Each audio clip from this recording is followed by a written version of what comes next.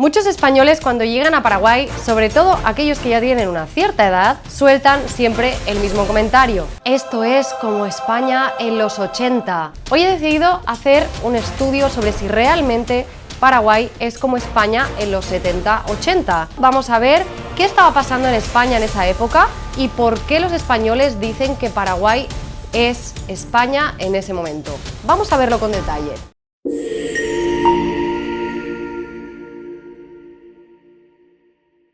España en los 80. ¿Qué pasó en esa época? Pues en 1975 se acabó la dictadura de Franco, fecha en la que murió el dictador, y entonces surgieron un montón de movimientos políticos, sociales, económicos, que fue como un boom, un florecimiento, una población que había estado muy reprimida y muy controlada, que por fin se abría al mundo y se abría al mercado. Los boomers, que habían nacido alrededor de los años 50 a 70, ya estaban entrando en el mercado laboral. Toda la generación boomer, que a día de hoy suponen las personas que tenemos en España, que son de 60 a 65 años para arriba. Bueno, pues en ese momento todos estos baby boomers suponían la base de la pirámide poblacional. Gente joven, gente con ganas, gente trabajadora que quería comerse el mundo, que salían de una dictadura e iban con todo. La edad media de la población en España en los años 80 era de 29 años. Vamos a ver qué pasó en Paraguay y cómo estamos a día de hoy, y vamos a ver si hay algún tipo de similitud con esto.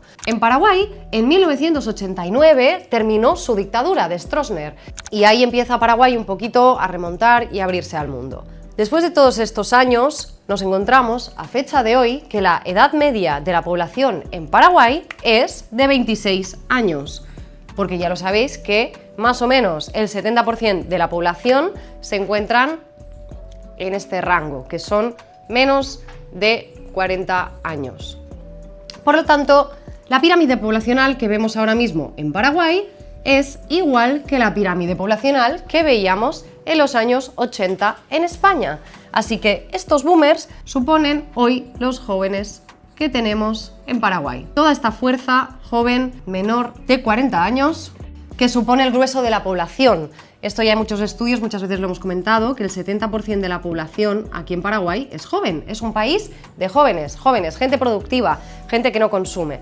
La gente que consume normalmente son la gente mayor, la gente que depende de las pensiones. En Europa nos encontramos con esa pirámide poblacional que, por naturaleza, claro, estos boomers fueron subiendo la pirámide, ahora se encuentran aquí arriba, pero la gran diferencia de estos boomers que han ido subiendo en la escala de la pirámide es que no han tenido reemplazo o no han tenido el reemplazo suficiente que necesitaban para mantener esta estructura. Por lo tanto, la pirámide en España y en Europa se nos ha quedado así. De esta manera, la fuerza joven que tenemos laboral acaba siendo muy pequeña comparada con la cantidad de personas jubiladas que tenemos. ¿Eso qué significa y cómo impacta en las estructuras sociales y estatales? Menos gente trabajando, menos gente produciendo, más gente gastando recursos. Eso significa que no tenemos dinero para sustentar la estructura de pensiones. Por lo tanto, tenemos muchísimo gasto público, muchísima deuda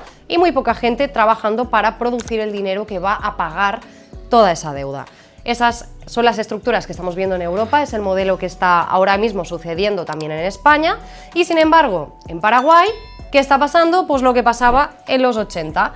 Pirámide poblacional en forma de triángulo, una población joven que supone la gran mayoría de la población, muy poquita gente mayor, por lo tanto muy poca deuda, muy poca gente a la que hay que sustentar y muchísima gente produciendo, trabajando y generando dinero. En eso sí que hay un clarísimo paralelismo con esa época. Vamos a seguir viendo un poquito más de cosas. En 1986, España entra a la Unión Europea. Esto podría significar un paralelismo bastante interesante con lo que son en 2025 el acceso a los grados de inversión por Moody's y Standard & Poor's aquí en Paraguay. ¿Por qué? Porque la entrada en esa época de España en la Unión Europea lo que venía a decir es venir a invertir aquí, esto es un lugar seguro, hemos cumplido una serie de requisitos y condiciones y estamos listos para recibir inversiones y que esas inversiones sean seguras. Pues es lo que está pasando un poquito aquí en Paraguay.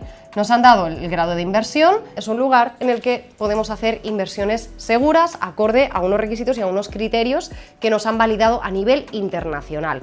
Un poco parecido a lo que pasó en los 80 con la entrada a la Unión Europea de España. ¿Qué más pasó en los 80? Clásico que todos conocemos de nuestros abuelos o de nuestros padres que son ya más mayores, el boom de la construcción. España era un país en construcción después de la etapa franquista, después de que el dictador muriera, un crecimiento de los 70 a los 80 del PIB del 5%. Muy parecido al crecimiento que estamos viendo aquí en Paraguay desde 2015 hasta hoy, que ha estado creciendo entre un 4 y un 5% en el PIB. Así que la historia no se repite, pero suena bastante. Tal como pasaba en España en los 80-70, pues está pasando lo mismo aquí en Paraguay a nivel de desarrollo de infraestructuras y de crecimiento de urbanización. España era un país bastante rural, la gente empezó a emigrar del campo a la ciudad, lo mismo que está pasando en Paraguay hoy, y en base a todas estas migraciones se fue desarrollando la industria, los servicios y por supuesto la infraestructura. Supongo que sabréis perfectamente cómo hizo su fortuna, por ejemplo, Florentino Pérez o Amancio Ortega, con un matiz de Amancio Ortega de que no solamente por la empresa textil, sino también por sus inversiones inmobiliarias, porque gran parte de su patrimonio lo construyó invirtiendo justamente en esas zonas estratégicas que en la época costaban, lo que dicen nuestros abuelos, 4 duros. O sea, en los 80 tú te podías comprar un piso en la Castellana en Madrid por 4 duros, imagínate ese piso que nuestros abuelos y nuestros padres se compraron en los 70 y en los 80, lo que cuesta ahora.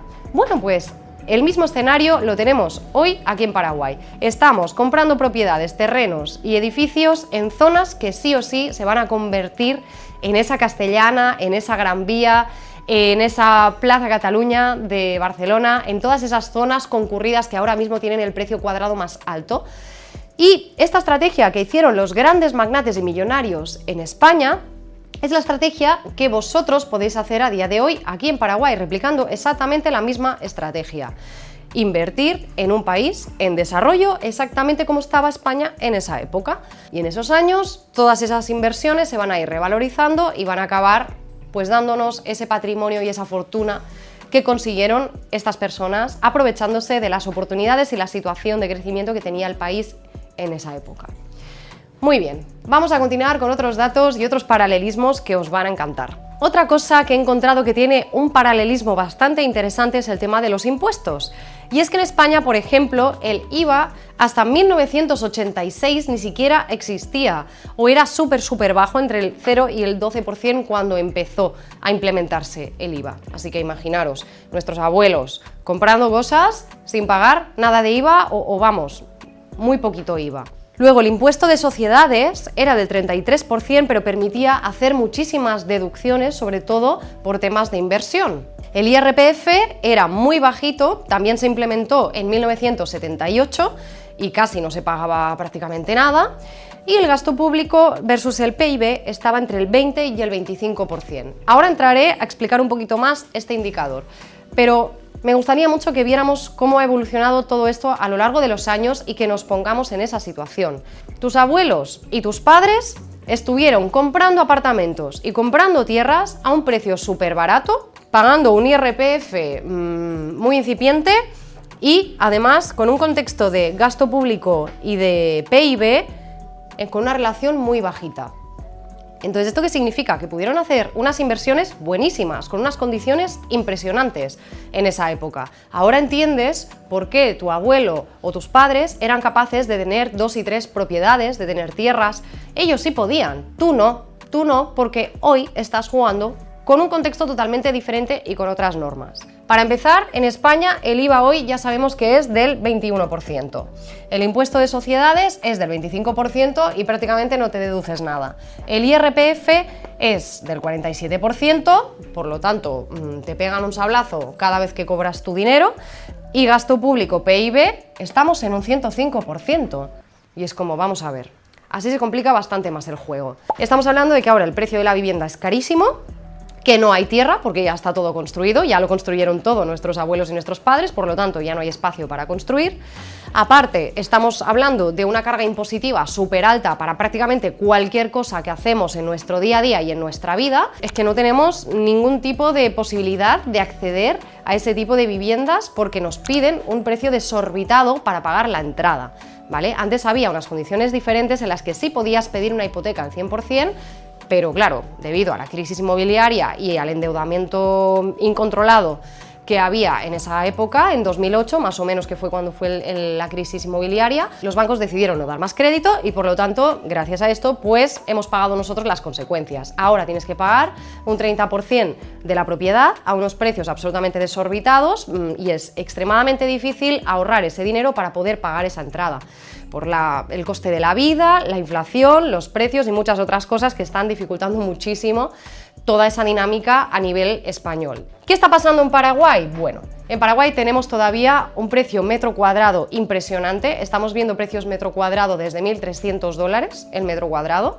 o sea, más o menos como podía ser en España en los 80. Estamos viendo que el coste de la vida se mantiene bajo, estamos viendo una inflación súper controlada y estamos viendo que lo único que te piden de impuestos es un 10% de todo lo que tú gastas de IVA, un 10% del impuesto de sociedades, de lo que sería la renta empresarial, un 10% del IRPF, que sería la renta de las personas físicas, de lo que tú ganas anualmente, y el gasto público en Paraguay es del 36,7%. Vamos a ver un poquito más esto, me quiero entretener aquí para que lo entendáis porque esto es bastante importante. Esto del gasto público versus el PIB, el Producto Interior Bruto, para los que no sepáis de términos económicos, os lo voy a explicar porque yo tampoco sabía y he tenido que estudiar para entenderlo, así que os lo voy a explicar como buenamente yo puedo. El gasto público es la deuda que tiene el país y esto se relaciona con el Producto Interior Bruto. El Producto Interior Bruto es la cantidad de dinero que es capaz de generar un país, o sea, ¿qué capacidad tiene la población de ese país de producir dinero y de producir riqueza? Pues esto se multiplica por 100 y te sale una tasa o un porcentaje. ¿Esto qué significa? Imagínate que tú ganas 100 euros en España. Esos 100 euros que tú has producido para el Estado, ¿qué pasa? Que como España tiene una deuda tan grande porque tiene que pagar deuda para la Unión Europea, deuda para ayudas, deuda para las pensiones y deuda para un millón de cosas más, que está ultra mega endeudada, esos 100 euros que tú has producido, lo que pasa es que los tiene que pagar para una deuda que tiene de 105, esto de aquí.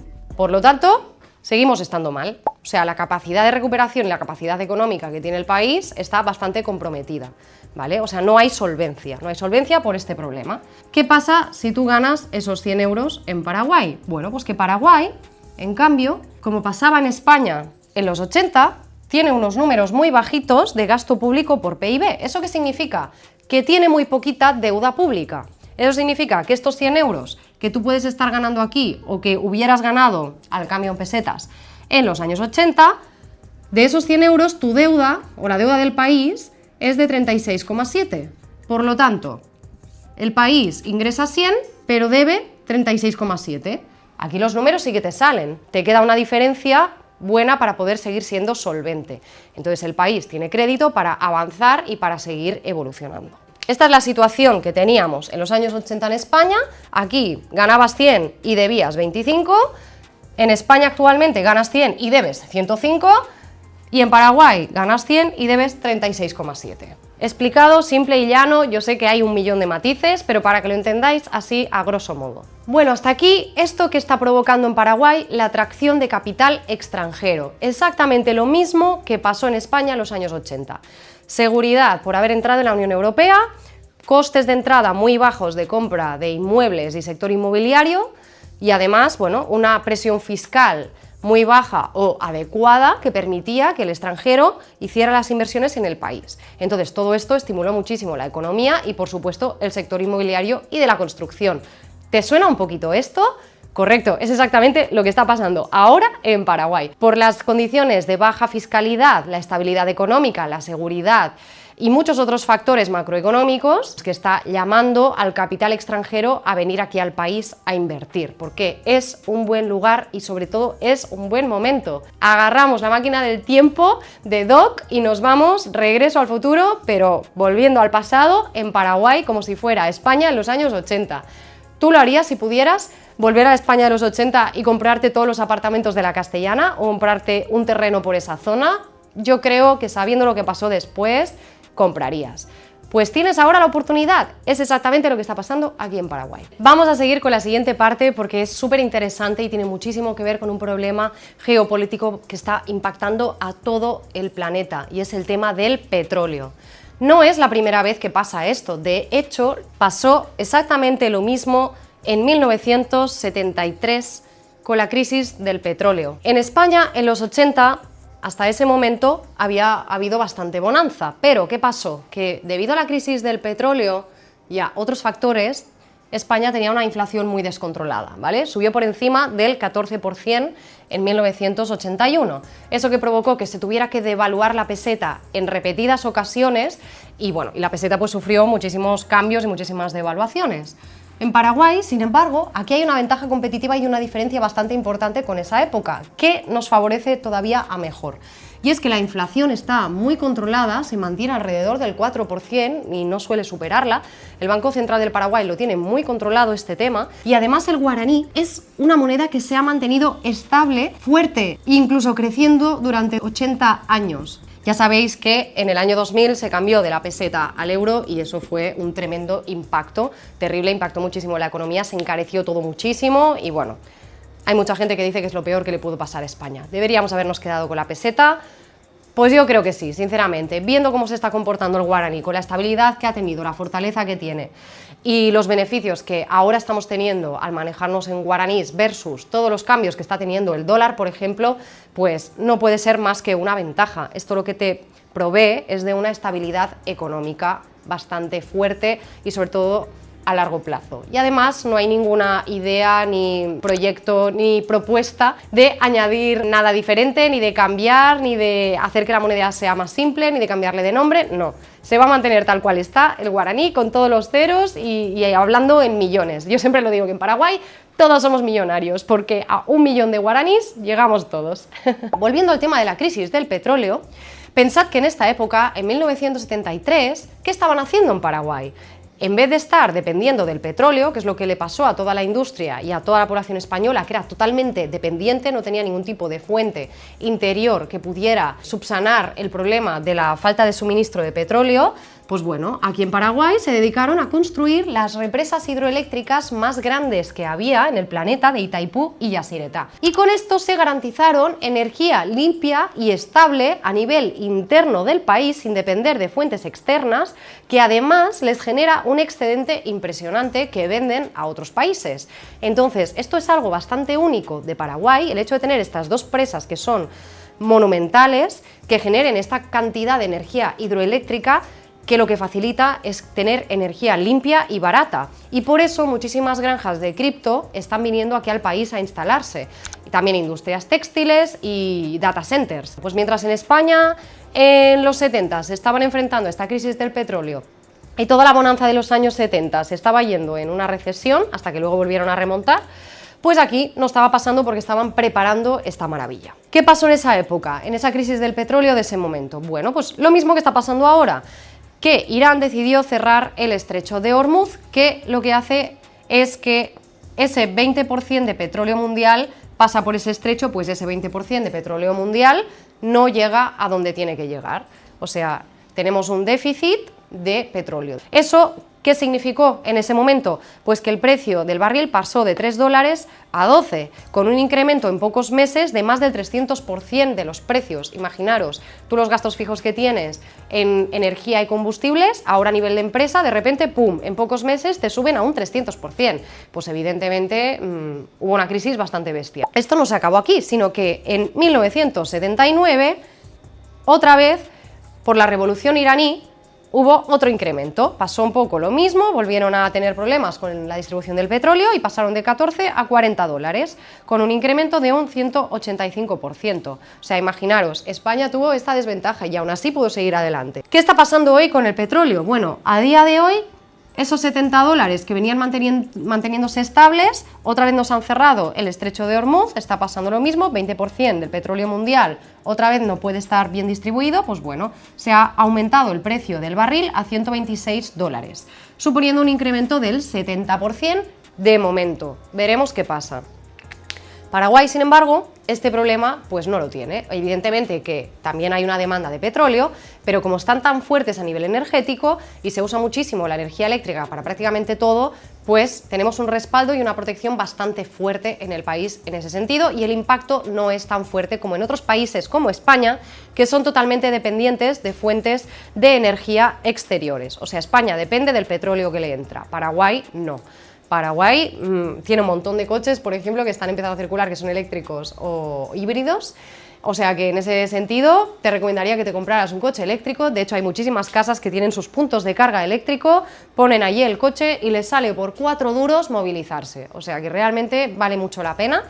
Y aparte lo que os comento de toda la infraestructura que se está construyendo a nivel de recursos, de cripto, de data centers y etcétera, para poder suministrarles gracias a este excedente de energía eléctrica que solamente tenemos en esta zona. ¿Os acordáis cuando os he explicado el tema de las grandes fortunas en España, Florentino Pérez y compañía? Pues bueno, solo recordar que en España estos grandes millonarios consiguieron sus fortunas invirtiendo inteligentemente en construcción, en obras públicas y en la red de ferrocarriles. Ahora esto ya nos da un indicador claro de cuál es la ruta a seguir. Estamos hablando que tenemos un país con unas oportunidades iguales a aquella época, en la que se está construyendo la ruta bioceánica que va a cruzar absolutamente todo el continente de punta a punta, desde Brasil hasta Chile, pasando por Paraguay, que va a cruzar de punta a punta del Atlántico al Pacífico. Esto es una obra faraónica que estamos 100% seguros que va a cambiar totalmente el curso de la historia y de las comunicaciones y de la logística. Las personas que se están colocando en la ruta bioceánica, ya sabemos cuál va a ser su destino final. O sea, sabemos perfectamente qué va a pasar con los inversores que están comprando hoy esos terrenos baratos alrededor de la ruta bioceánica. Y me gustaría mucho hablaros un día de estas oportunidades. Vamos a hacer un webinar específico para hablar de estas oportunidades que van a existir alrededor de la ruta bioceánica. Una red que va a marcar un antes y un después, que va a ser como el canal de Panamá. Estamos viviéndolo ahora. Si no pudiste aprovechar las oportunidades de los 80 porque tuviste la mala suerte de nacer millennial como yo en España y de ver cómo tus padres habían podido aprovechar todo esto y tú no poder aprovechar nada de esto, pues es un buen momento para venir aquí y aprovechar esta nueva años 80 que se está viviendo aquí en Paraguay. Igualmente, si eres un nostálgico, si hiciste buenos negocios en su momento y quieres replicar cosas que hiciste en España en ese momento, aquí está pasando lo mismo ahora, por lo tanto, ven, invierte y mira lo que pasa, porque es que estamos exactamente en el mismo momento de crecimiento y prosperidad. Lo mismo con las obras públicas, el gobierno ahora se está poniendo muchísimo las pilas con esa construcción, pero todavía hay muchísimo por hacer. No está todo construido como en Europa, que ya no queda ni un centímetro de tierra para hacer nada. Está todo virgen, todo por hacer. Y lo mismo con el tren. Los Emiratos Árabes han sido muy listos y lo han visto muy rápido. Y ya han hecho el convenio para crear la primera red, la primera línea de tren de cercanías desde Asunción hasta el lago Ipacaraí. Ellos lo han visto muy rápido y sabemos que esta gente tiene ojo para estas cosas. Así que si han venido a Paraguay a construir la primera línea de tren de cercanías, ¿qué no van a hacer a futuro? El momento es ahora, así que anímate, ven a Paraguay, explora y aprovecha esos increíbles años 80 que hubieron en España con la movida madrileña, con Mecano, con todo, porque se está repitiendo la historia aquí. La historia no se repite exactamente igual, pero rima. Y está rimando, y de qué manera, aquí en Paraguay, como acabamos de ver. Os espero en los próximos vídeos para daros más información y ayudaros a abrir los ojos y a ver las oportunidades que no podéis dejar escapar. Nos vemos muy pronto. Gracias.